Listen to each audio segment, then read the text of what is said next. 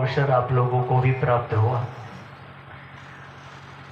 लेकिन कहा जाता है कि जब अवसर प्राप्त होता है तो व्यक्ति सोचता बहुत कम है।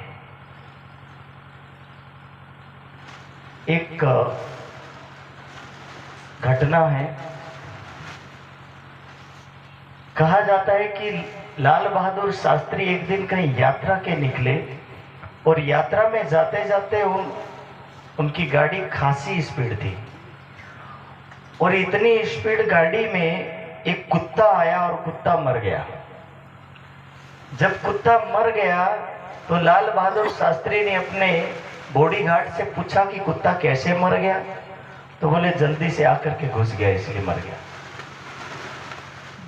रास्ता पार करना चाहता था लेकिन रास्ता पार नहीं कर पाया। एक ने बोला ये जल्दी दौड़ा नहीं इसलिए मर गया। लाल बहादुर शास्त्री कह रहे ये मर इसीलिए गया क्योंकि इसको समझ में नहीं आया कि मैं आखिर इधर जाऊं या इधर जाऊं, करूं क्या। सबसे पहली बात उसको ये बात इसीलिए समझ में नहीं आई कि मैं पीछे हटूं कि आगे जाऊं, और ये जो बात उसको समझ में नहीं आई, इसी बात की वजह से इसको अपना आगे वाला या पीछे वाला दोनों ही रास्ता नहीं दिखा, और दोनों रास्ते ना दिखने की वजह से ये कुत्ता गाड़ी से टकरा करके मर गया। कहने का तात्पर्य है कि मनुष्य भी इसी कुत्ते की तरह जीवन जीता है। वो आगे जाऊं या पीछे जाऊं सोच ही नहीं पाता है, और सोचने का उसके पास टाइम ही नहीं है। जैसे कुत्ते को टाइम ही नहीं मिला कि वो आगे बढ़े पीछे हटे, वो उस दोनों ही विचारधारा से वंचित रह गया, छूट गया, और छूट जाने की वजह से उस कुत्ते की मृत्यु हो गई, उसका जीवन समाप्त हो गया। इसी तरह संसार में आया हर मनुष्य ये नहीं सोच पाता है कि शरीर का कल्याण करूं या आत्मा का कल्याण करूं। इन दोनों ही बातों में सोचता सोचता केवल सोचता रह जाता है, लेकिन कल्याण नहीं कर पाता। वो आगे भी नहीं बढ़ पाता है और पीछे भी नहीं हट पाता है, और दोनों ही मार्ग में जब व्यक्ति फंस जाता है तो फंसा हुआ व्यक्ति केवल ना केवल अपनी जीवन की यात्रा को यूं ही बर्बाद करके चला जाता है। इसलिए त्रिदिवसीय यात्रा तो केवल वाणी के ऊपर आधारित है, और वाणी क्या कहती, चलो चलो रे साथ आपन जाइए धाम। वाणी एक तरफ पुकार रही है कि हमें कहां जाना है, परम धाम जाना है, और संसार एक तरफ रोकने के लिए तैयार है। संसार के हर संसाधन जितने भी दुनिया के सुखमय सुविधामय साधन है, ये सारे के सारे सुविधामय साधन हर मनुष्य को रोकने के लिए तैयार बैठे हैं, और एक तरफ ये वाणी हमें परम धाम की ओर खींच रही है। इतनी विकट परिस्थिति के अंदर हम इस संसार रूपी रास्ते पर यात्रा में निकले हुए हैं, और इस यात्रा में यदि हमें जिसका अच्छा आनंद मिला तो हम उसी यात्रा में अटक जाते हैं। किसी ने कहा है कि एक हाथी राजा के साथ भागने लगा, भागते भागते हाथी पागल हुआ, राजा घबराया और एक झाड़ एक वृक्ष की डाली पकड़ी और उस पर लटका, तो वो डाली सीधी कुएं पर जाके लटकी। नीचे देखा तो मगरमच्छ, ऊपर देखा तो डाली टूटने पर। राजा सोच रहा है कि मैं करूं तो करूं क्या। इतने में एक ऊपर मधुमक्खी का छत्ता था, उससे मध टपकने लगा, और जैसे ही शहद टपका, राजा ने ऐसा शहद कभी नहीं खाया। राजा सोचने लगा भले मरूं तो मरूं, पर इस शहद को खा के मरूं। यदि शहद नहीं खाया तो इसका आनंद क्या। और उसने अपना मुंह खोला और शहद का आनंद लेने लगा। धीरे धीरे पता चला कि उसी वृक्ष की जड़ों को दो चूहे काट रहे थे, जिसका एक का नाम काला और एक का नाम सफेद था। एक तरफ चूहे वृक्ष को काट रहे थे, दूसरी तरफ मगरमच्छ मुंह फाड़ के पड़े थे, और तीसरी तरफ मधुमक्खी के आनंद को राजा ले रहा था। समय व्यतीत धीरे धीरे चलता जाता है। जैसे जैसे समय गया वृक्ष की जड़ें कटती गई। जब वृक्ष की जड़ें कटती गई, राजा वृक्ष की डाली सहित मगरमच्छ के मुख में चला गया। यही जीवन की यात्रा की कहानी है। संसार के क्षणिक सुख आपको मद की तरह, शहद की तरह लुभावने लग रहे और धीरे धीरे आपको आकर्षित करते जा रहे। दूसरी तरफ नरक रूपी ये सारा दुनिया के मगरमच्छ, अनेक जन्मों रूपी मगरमच्छ आपको आकर्षित कर रहे, खींच रहे। जैसे मगरमच्छ के मुंह में जाने के बाद व्यक्ति फंस जाता, इसी तरह एक बार मनुष्य तन के जन्म से छूट करके यदि किसी प्राणी के जन्म में चला गया तो समझ लीजिए कि फिर से वो इस जन्म में आने के लिए युग लगा देगा। और जब युग लगा देगा तब तक उसके अंदर जो ज्ञान के संस्कार पड़े थे वो भी पशु के संस्कार बन जाएंगे और फिर से उसको मानव बनने के लिए वर्षों लगाने पड़ेंगे। और इसीलिए ये यात्रा हमारी है और इसी यात्रा को हम केवल इतना समझे कि इस यात्रा को समझते हुए हमें इसको यही समझना है कि जो समय के पीछे भागा, जो समय की कीमत समझा, जो किसी चीज की कीमत समझा, वही व्यक्ति इस भव सागर से पार होकर के अखंड परम धाम का रसास्वादन कर पाया है। और अखंड परम धाम के रसास्वादन करने के लिए हम सुंदर साथ को ये वाणी पुकार करके कह रही है कि जागो और अपने हृदय में उस परमात्मा के वास को कराओ। ये वाणी हमारे हृदय में उस अखंड परम धाम का खजाना देने के लिए आई है। और इस दुनिया में रहते रहते हम उस अखंड सुख के आनंद को ले सकते हैं, लेकिन हमें उस अखंड सुख के आनंद के लिए इस दुनिया के अंदर से अपने मन मस्तिष्क को बदल करके परमात्मा की ओर लगाना होगा। जिस दिन अक्षरातीत का स्वरूप अपने इस नासवान हृदय में आएगा, आत्मा के हृदय में आएगा, जीव के हृदय में आएगा, उस दिन हमारा इस जीवन में आना सफल हो जाएगा। वाणी कहती है, ऐसा आवत दिल हुक्मे यो इश्क आत्म खड़ी होए, जब हक सूरत दिल में चुभे तब रूह जागी देखो सोई। जहां तुम्हें वाणी पुकार कह रही कि हे मानव जाग, उत्तिष्ठ प्राप्य वरान्य बोधन, कि जाग तू, तेरे लिए सवेरा हुआ। ये ज्ञान का सूर्य उदय हो चुका है और ज्ञान के सूर्य के उदय होने के बाद अब भी यदि तू चद्दर तान के सोया है तो शायद ये ज्ञान का उजाला तेरे जीवन में कुछ काम नहीं आएगा। हम तो उस कोठरी में पड़े मानव के समान बन गए जिसने मनोमन यही विचार लिया कि मुझे उजाला ही पसंद ना हो। लेकिन वाणी कह रही है कि एक दिन ऐसा तो आएगा ही जिस दिन तुझे सूर्य की ओर अपनी नजरें उठानी पड़ेगी, और जिस दिन तूने सूर्य की ओर अपनी नजरें उठाई तो समझ लीजिए उसी दिन तूने अपने सूर्य को हृदय में बिठा लिया। ये ज्ञान रूपी परमात्मा, ज्ञान रूपी प्रकाशमय परमात्मा जिसको वाणी के अंदर लिखा है, अरे दूज का चांद गया, पूर्णिमा का चांद गया, आया तो केवल दोपहर का सूरज आया। सारी दुनिया जिसको कहती थी कि दुनिया में केवल चंद्रमा में कलंक होता है, पर आज तक दुनिया का कोई ऐसा साइंटिस्ट नहीं जो सूर्य में कलंक दिखा दे, पर बोले ये कलंक रहित परमात्मा जब दुनिया में आए तो उसका नाम पड़ा बुद्ध निष्कलंक स्वरूप। बोलो श्री प्राणनाथ। और ऐसा स्वरूप जब दुनिया में आया, सारी दुनिया को अंधेरी की नगरी से बाहर निकालने के लिए वाणी में लिखा है, लैलतुल कद्र की रात्रि में सोने वाली ब्रह्मंगनाएं भूल जाएगी मुझे संसार में जाने के बाद, संसार के इस घोर अंधकार में निद्रा में सो जाएगी। इसलिए उपनिषदकारों ने कहा, कली शयनो भवति संजीहानस्तु दाब्र, उत्तिष्ठम भवति त्रेता धावमानः कृतयुगम, कि जागो। और कैसे जागो? उत्तिष्ठम भवति त्रेता, कि जैसे त्रेता युग में मानव ज्ञान से जागृत होता है, इसी तरह बोले कलयुग के अंदर जो ज्ञान से जागृत हुआ, और ज्ञान से जागृत होने के बाद क्या करना होगा? तो वाणी कह रही है, धाव मानः कृतयुगम। धाव माने यानी दौड़ लगा दो। वाणी हमारी अपने शब्दों में वर्णन कहती, सूता होइसो, चौपाई दोहराइए, सूता होइसो जागियो, जाग्या बेटा होय, बैठा ठाड़ा होइयो, ठाड़ा पांव भरे आगे सोई। वाणी केवल ना केवल आपको प्रेरित कर रही है, जगा रही उस यात्रा में।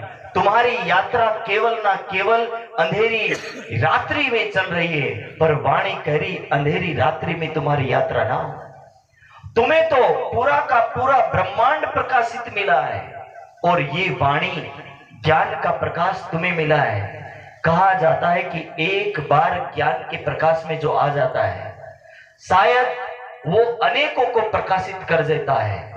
और हमारी वाणी क्या कहती है? तन दीपक, कि हमारी वाणी तो हम लोगों को उजाला देने आई है। और ऐसी वाणी जब हमें मिली, ऐसा ज्ञान मिला, उस ज्ञान के सहारे रह करके हम आत्मचिंतन, आत्मा मनन करें कि हम इस दुनिया में क्या लेने आए हैं।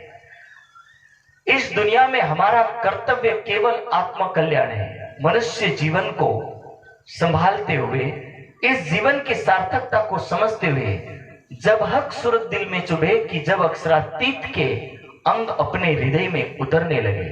यदि सुबह की मॉर्निंग हुई और सुबह के टाइम में अपने आत्मा उस परमात्मा के आनंद में डूबने लगे, यही हमारा आनंद है। और इसी आनंद का हमें फायदा लेना है। और इसी आनंद को जिस लोगों ने ले लिया, और जब हम इस पवित्र धारा में प्रवाहित होने लगे, तभी हमारा इस दुनिया में आना सफल है। वरना इस दुनिया के अंदर हम मनुष्य जन्म को लेकर तो आए, लेकिन उस ब्रह्म ज्ञान का कोई फायदा नहीं ले पाए। ज्ञान हमारे अंदर के अनेक दुर्गुणों को धो करके, जन्मों जन्म के कुसंस्कारों को धो करके, और अपने हृदय के अंदर प्रकाश करके अपने हृदय में परमात्मा का वास करवाने के लिए आया है। अक्षरातीत ने तो इतना कहा, अरस ये सुंदर साथ का दिल ही मेरा परम धाम है। मोमिन दिल अर्श गया कि सुंदर साथ का दिल परम धाम कहा गया। पर कब परम धाम कहा गया? कि जिस दिन हम उस परमात्मा के लिए इस दुनिया में सर्वप्रथम उसको ही समझने लगेंगे, सर्वप्रथम उसको रखेंगे, तभी परमात्मा हमारे लिए सब कुछ करेंगे। लेकिन हमारे हृदय में उसके प्रति उतनी भावना होनी चाहिए। परमात्मा ने इस दुनिया के अंदर कहा कि जब व्यक्ति एक बार परमात्मा को हृदय में बैठा लेता है, तो कहा जाता है कि एक जन्म नहीं, युगों के जन्मों के कुसंस्कार साफ हो जाते हैं। उपनिषदकार ने तो कहा है, भिद्यन्ते हृदय ग्रंथि छिद्यन्ते सर्व संशया चीयन्ते चास्य कर्माणि तस्मिन् दृष्टे परावरे। कि जिसने अपने हृदय में परमात्मा का वास किया, ऐसे लोगों के दुष्कर्म कुकर्म सब साफ हो जाते हैं। और ऐसे लोगों के हृदय में परमात्मा का वास होता है। और जिसके हृदय में परमात्मा का वास होता है, उसकी तस्मिन् दृष्टि परावरे, उसी ही की व्यक्ति की दृष्टि यानी उसकी आत्मा दृष्टि खुलती है। और जिसकी आत्मा दृष्टि खुली, वही दृष्टि परम धाम के दर्शन को कर पाती है। वरना तो केवल व्यक्ति इस दुनिया में दुनिया के पदार्थों को देखता देखता खत्म हो जाता है। एंड में जाते जाते यही कहता है, एक बार मैं अपने बेटे को देख लूं, एक बार अपनी बेटी को देख लूं। और मरते मरते क्या करता है जानते हो? मरते मरते फलाना व्यक्ति आ जाता तो अच्छा होता, ये वाला आ जाता तो अच्छा होता। गीता कह रही, ऐसे स्मरण करने वाला व्यक्ति सदा ही माया में लिप्त होकर के मर जाता है। यम यम स्मरम भावम त्यजति कलेवरम तत्, कि जो जो व्यक्ति जिस समय मरते समय तक या जीवन भर जिस जिसको याद करके मरेगा, तम तम एवं सदा कुंते सदा तद्भाव भावित, कि वो उसको ही प्राप्त होके मरेगा, किसी और को प्राप्त होके नहीं मरेगा। उदाहरण दिया कि भरत ऋषि ने केवल मरते टाइम तक केवल हिरण का स्मरण किया, तो अगला जन्म उसका हिरण बना। फिर उसको पता चला कि मैंने मरते समय केवल हिरण का स्मरण किया था। एक हरण एक मृग का स्मरण करने से उसको वही जन्म मिला। इसीलिए कह रहे कि दुनिया के शास्त्रों में तो केवल लोगों ने एक पाठ पढ़ा कि मरते समय हर समय व्यक्ति गीता वेद उपनिषद दर्शन परमात्मा को स्मरण करते हुए शरीर छोड़े। लोगों ने सोचा कि यदि ये मरते हुए समय को छोड़े और उस समय कुछ जपता जाए। तो लोगों ने मरते समय तो मंत्र नहीं बोला, लेकिन मरने के बाद बोलना शुरू किया, राम नाम सत्य है। फिर आखिर दुनिया के लोग यही बोलते गए, राम नाम सत्य है। मरा हुआ बोलता, भाई अब मेरे से नहीं होगा, ये तुम लोग कर लो। वो मुंडी हिला करके मना कर रहा कि अपने बस की बात नहीं है, ये तुम्हारे बस की बात है। वही बात है कि मरने के बाद कुछ नहीं होगा, समय जाने के बाद सब समाप्त हो जाता है। त्रिदिवसीय कार्यक्रम हमारी आत्म जागृति, हमारा आत्म कल्याण, इसी के लिए है। समिति कोई भी हो, कार्यकर्ता कोई भी हो, पर सबका उद्देश्य केवल हर मानव के हृदय में ज्ञान का उतरना और परमात्मा का उतरना। ये दो ही उद्देश्य लेकर के मनुष्य या कोई भी समिति कार्यक्रम करती है। और उस समिति का भाव रखते हुए हम अपने जीवन में कुछ उतार ले तो शायद हमारा भी जीवन सफल हो जाएगा। वरना हमारी यात्राओं में भी वही पुकारेंगे, राम नाम नहीं तो राज नाम ही सही। पर बोलने वाले तो बोलेंगे ही सही, वो रुकने वाले नहीं। और फिर यही कहेंगे, आदमी या बहन बहुत अच्छी थी लेकिन चल बसी। और यही मृत्यु कहती, वाह रे मानव, जिसको तू कह रहा बहुत अच्छा था वो चला गया, तुझे चिंता क्यों नहीं होती? एक दिन तू ही इसी रास्ते पर, इन्हीं चार कंधों पर चला जाएगा। इसीलिए किसी संत ने कहा, हे मानव, ऊंची दुकानें और ऊंचे मकानों को देखकर इतना मत इतराना कि यही दुकान और यही मकान एक दिन मिट्टी मिट्टी में मिल जाएगा, तेरी अंत्येष्टि हो जाएगी। और अंत्येष्टि होने से पूर्व हे मानव, तू परमेष्टि की चरण में चला जा, वरना तेरा जीवन तबाह हो जाएगा। तो इसलिए यही अवसर मिला है और इसी अवसर को सदुपयोग करते हुए हम उस परमात्मा को केवल चिंतन और मनन के साथ आत्मा साथ करने के बाद उसको हृदय में बिठाए और परमात्मा यानी परमेष्ठ यानी परमात्मा उस परब्रह्म के चरणों में जाए और हमारा शरीर राख और खाक में परिवर्तन होए, उससे पहले ये आत्मा परमात्मा के चरणों में चली जाए। हम ना राख के लिए रोए ना खाक के लिए रोए, रोए तो केवल ना केवल परमात्मा के लिए, हमारा रुदन केवल परमात्मा के लिए हो। और जिस दिन हमारी ये अवस्था आ गई तो शायद इंद्रावती की जैसी दशा हो जाएगी। इंद्रावती को तो पुकार करके कहती, वो कहती कि हे धामधनी, मैं अपने प्राण को भी देने को तैयार हूं यदि आप मुझे मिलने को तैयार है। नहीं माने राज्य, नहीं आने को तैयार राज्य। तब इंद्रावती कहती, जब आ सुखी अंग में तब श्वास भी छोड़ो संग के, हे राज्य आप नहीं आ रहे, मैं अपने प्राणों को दे रही हूं। और जब इंद्रावती अपने प्राणों को छोड़ने को तैयार है, तब तुम पर्दा टाल के दियो मोहे अपनो अंग। अक्षरातीत कह रहे कि हे इंद्रावती, आपको शरीर छोड़ने की जरूरत नहीं, मैं आपके हृदय में आकर के बैठने को तैयार हूं। और तभी अक्षरातीत, तब तुम पर्दा टाल के दियो मोहे अपनो अंग। और वही इंद्रावती की आत्म कह रही है कि हे धामधनी, आप मेरे हृदय में आ गए, अब तो आप जो कहेंगे वही मैं करूंगी। कहने का तात्पर्य है कि अक्षरातीत को पाने का सरल मार्ग इंद्रावती ने प्रेम से पुकार करके, अपना समर्पण करके, ईश्वर प्रणिधानाद्वा सूत्र को सार्थक करते हुए उसने परमात्मा को हफ्से के जेल में अपने हृदय में बिठाया और सारी दुनिया को ये बता दिया कि प्रेम से चाहो तो परमात्मा भी अपने हृदय में आकर के वास कर लेते हैं। और सारी दुनिया को एक संदेश दे दिया कि परमात्मा मेरे हृदय में बैठे हैं, आपके हृदय में भी बैठ सकते हैं, बशर्ते इतना है कि आप वाणी का मंथन और चिंतन करें और वाणी को आत्मसात करें। और यही यदि त्रिदिवसीय कार्यक्रम के अंदर हम कुछ समझ पाए तो समझ लीजिए कि हमारा जीवन सफल है और यही हमें करना है। इन्हीं के साथ मैं अपनी वाणी को यही विराम देता हूँ। इति पूर्णम।